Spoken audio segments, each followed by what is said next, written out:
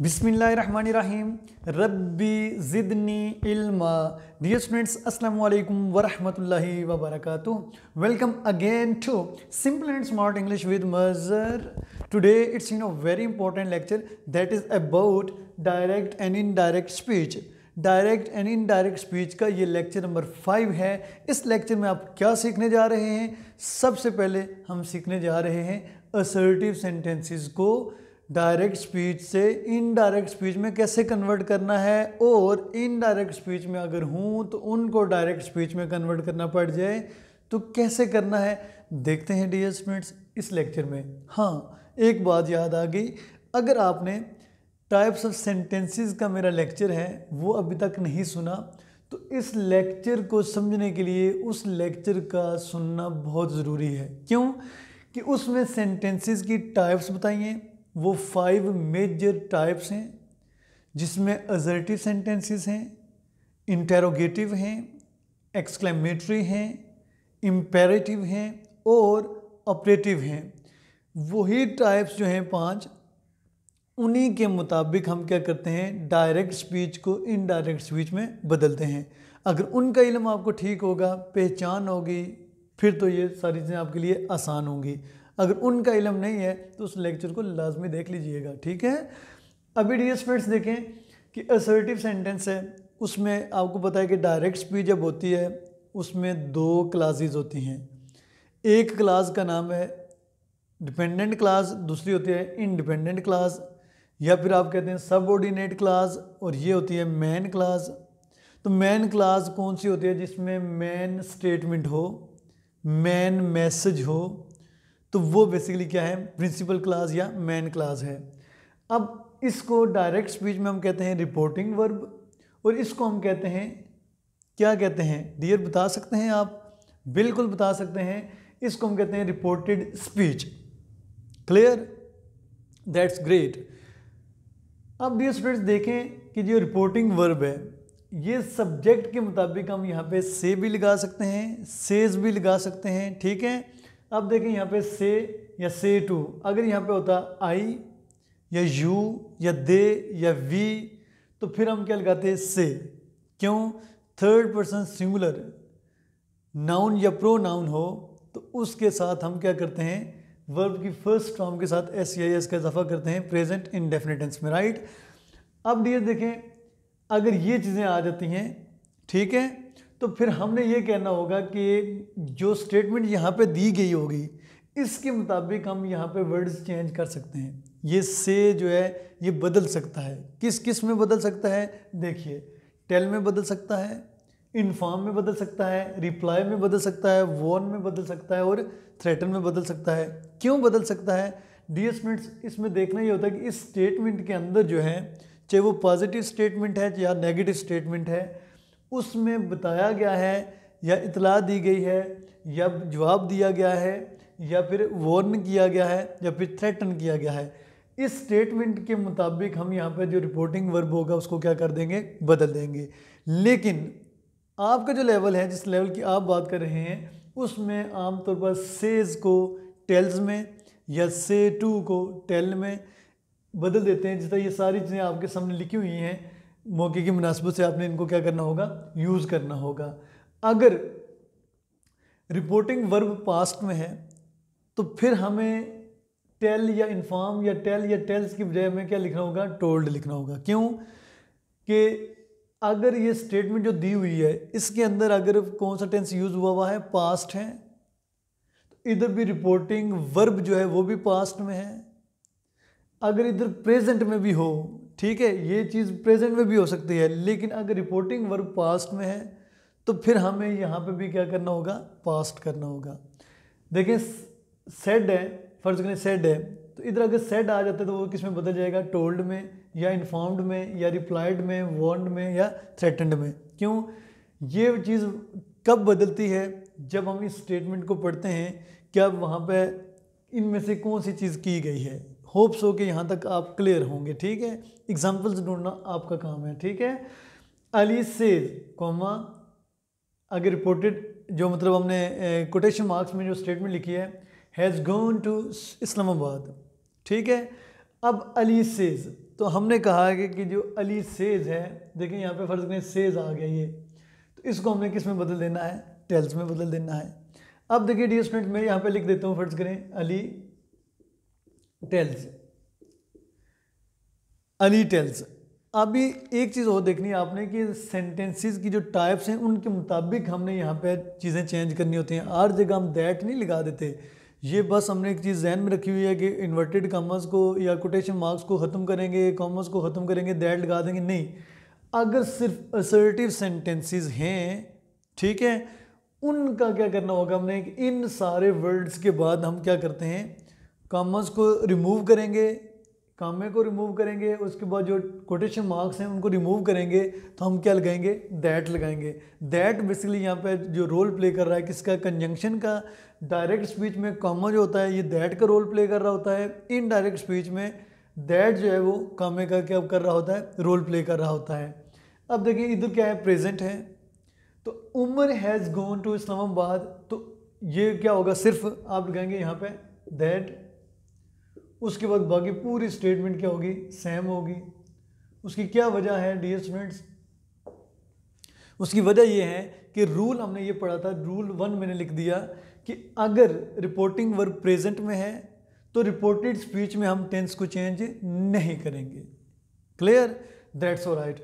उसके बाद रूल 2, अब अगर रिपोर्टिंग वर्ब किस में है, फ्यूचर में है, तो रिपोर्टेड स्पीच में हम वर्ब को चेंज, टेंस को चेंज नहीं करेंगे। अब देखिए डियर स्टूडेंट्स यहाँ पे लिखा हुआ है अमीन will say, Amin will say inverted आगे मतलब क्या है, कॉमा, कोटेशन मार्क, अजान इज़ वेरी इंटेलिजेंट, ठीक है। अब ये चीज़ हमने किस में लिख दी है, रिपोर्टेड स्पीच में कोटेशन मार्क्स के अंदर लिख दी है। इधर देखें अमीन विल, विल क्या चीज़ है, फ्यूचर है। अगर इधर फ्यूचर होगा तो हम इस स्टेटमेंट में भी कोई चेंज नहीं करेंगे, तो ये क्या हो जाएगा, अमीन विल से, या अमीन विल टेल, या Amin will inform, Amin will reply according to the statement which is in the reported speech which is in the quotation marks, right. इसके अकॉर्डिंगली हम के लिए क्या करना होगा, यहाँ पे वर्ब चेंज कर सकते हैं मौके की मुनासबत से, ठीक है। तो अमीन विल से दैट अजान इज़ वेरी इंटेलिजेंट, बाकी कख चेंज नहीं करना, कुछ चेंज नहीं करना, बस इस चीज़ को आपने दरमियान में से दैट लगाना है। इस कॉमे को और कोटेशन मार्क्स के जो कॉमास हैं इनको आपने क्या कर देना, ख़त्म कर देना, ठीक है। अभी डियर देखें रूल नंबर 3, रूल नंबर 3 में हमने क्या देखा है कि अगर रिपोर्टिंग वर्ब पास्ट में है, रिपोर्टिंग वर्ब किस में है, पास्ट में है, यानी कि सेड है, इधर भी सेड है, he said comma I have worked here. तो अब जब हम क्या करेंगे, इसको इनडायरेक्ट स्पीच में बदलेंगे, तो हम यहाँ पे ही सेड लिख सकते हैं या ही टोल्ड लिख सकते हैं, ठीक है। ही सेड की जगह क्या लिख सकते हैं आप, ही सेड भी लिखा जाता है, गलत नहीं होगा। अगर आप उसको टोल्ड लिख दें फिर भी गलत नहीं है, तो आप दोनों सूरतों में ही सेड भी लिख सकते हैं यहाँ पे, और आप ही टोल्ड भी लिख सकते हैं। उसके बाद दैट लिखेंगे। उसके बाद आपको पता कि जब हमने सन का फार्मूला पढ़ा था कि जो फर्स्ट पर्सन होगा रिपोर्टेड स्पीच का, तो वो रिपोर्टिंग वर्ब के सब्जेक्ट के अकॉर्डिंग क्या हो जाएगा, चेंज हो जाएगा। तो यहाँ पे क्या हो जाएगा, ही सेड दैट, ही उसने कहा, आई हैव वर्कड, जब मैं कहूँगा किसी और को तो मैं कहूँगा उसने कहा, उसने ये किया, ठीक है। तो ही सेड आई, आई किस में बदल जाएगा, ही में। हैव किस में बदल जाएगा, V2 में, यानी कि हैव की सेकंड फॉर्म क्या होती है, हैड। और कुछ इसको इस तरीके से पढ़ते हैं कि प्रेजेंट परफेक्ट टेंस जो है पास्ट परफेक्ट में बदल जाता है। अगर आपको उस तरह समझ आ जाती है तो वो भी जहन में रख लें। लेकिन मैंने V1 प्लस V2 या V2 plus had plus V3 का एक फार्मूला बताया था आपको, वो थोड़ा सा ट्रिकी है, लेकिन अगर समझ आ जाए तो सारी टेंसेस से आपकी जान छूट जाती है। ही हैड वर्कड, हेयर की जगह आपने पढ़ा था, वर्ड पढ़ा था, क्या हो जाएगा, देयर।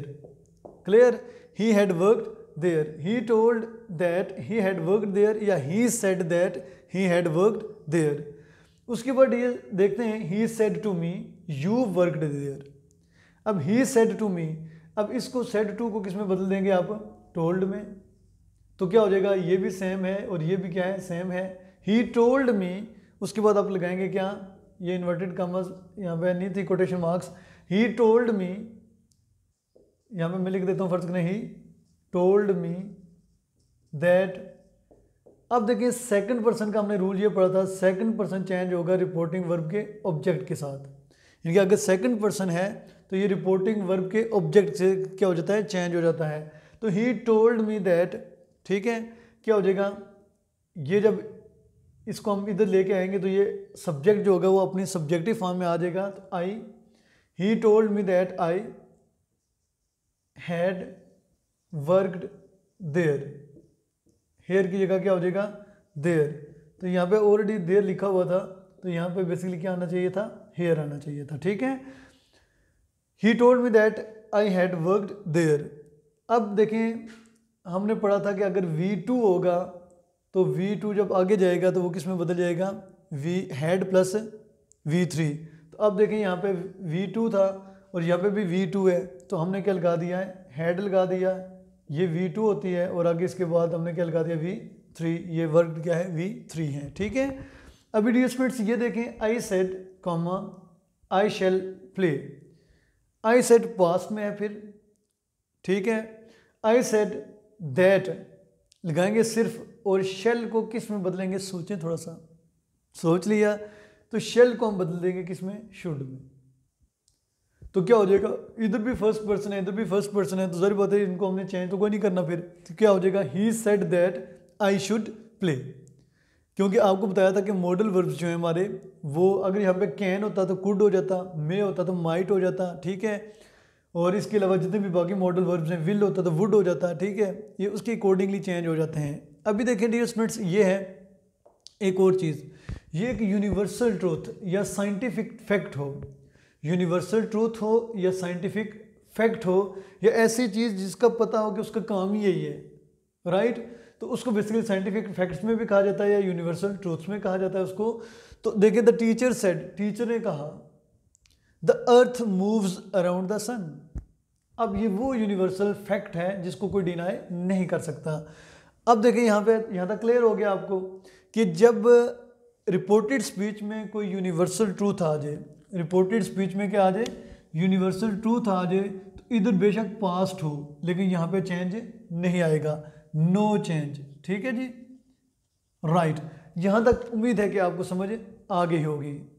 डियर, अभी एग्जांपल आपके लिए लाया हूँ एक नेगेटिव। फर्ज करें आपको जो बताया था कि असर्टिव सेंटेंस जो होता है वो किस में हो सकता है, पॉजिटिव भी हो सकती है स्टेटमेंट और नेगेटिव भी हो सकती है। अब देखिए रिपोर्टिंग वर्ब हमारा ही सेड टू मी, तो ये किस में बदल जाएगा, टोल्ड में। तो क्या हो जाएगा, ही टोल्ड मी, उसके बाद कॉमा को ख़त्म करके, कोटेशन मार्क्स को ख़त्म करके हम क्या लगा देंगे, दैट, फिर दैट, उसके बाद ये क्या है, सेकंड पर्सन है। सेकंड पर्सन क्या होता है, रिपोर्टिंग वर्ब के ऑब्जेक्ट के साथ चेंज होता है। तो जब ये चीज़ यहाँ पे जाके सब्जेक्ट बनेगी तो क्या हो जाएगा, आई हो जाएगा। उसके बाद आई के साथ हमने यहाँ पे पहले डिड लिखा हुआ है, तो यहाँ पे बेसिकली अगर फ़र्ज करें यहाँ पे आता क्या, do, you do not take class, ठीक है, you do not take class, तो यहाँ पे फिर क्या हो जाना था, सोच सकते हैं आप लोग, ठीक है, सोचें, तो यहाँ पे फिर क्या आ जाता, डिड नॉट, ठीक है जी, did not take class. Hope so कि असर्टिव सेंटेंसेस का कॉन्सेप्ट आपको क्लियर हो गया होगा। फिर भी कोई भी क्वेश्चन आपके जहन में आता है तो आप कमेंट बॉक्स में कमेंट करें, हम आपकी मदद के लिए तैयार हैं। डियर, समझना आपका काम है, समझाना हमारा काम है, ट्राई हम करेंगे, लेकिन मैं हर लेक्चर के साथ ये चीज़ बताता हूँ कि आप जब तक अपना कॉन्सेप्ट क्लियर नहीं करेंगे ना, ये चीज़ें आपको समझ नहीं आएंगी। कॉन्सेप्ट सारे लेक्चर्स में बता चुका हूँ कि कॉन्सेप्ट जो होते हैं बेसिकली ने यही चीज़ आपको आगे लेके चलते हैं। अगर कॉन्सेप्चुअल स्टडी नहीं करेंगे, क्रैमिंग करेंगे, रट्टा लगाएंगे, जितना मर्जी लगा लें, कख फ़र्क नहीं पड़ने वाला आपको।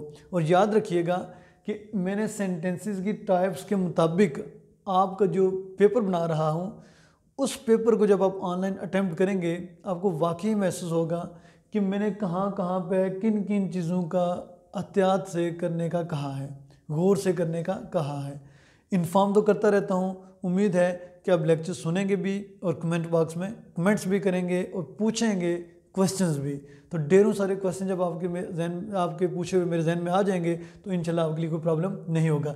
इसी तरह मैं आपसे अब चाहता हूँ इजाज़त, हमारी मुलाकात होगी नेक्स्ट एंड अल्लाह हाफिज़ एज वेल।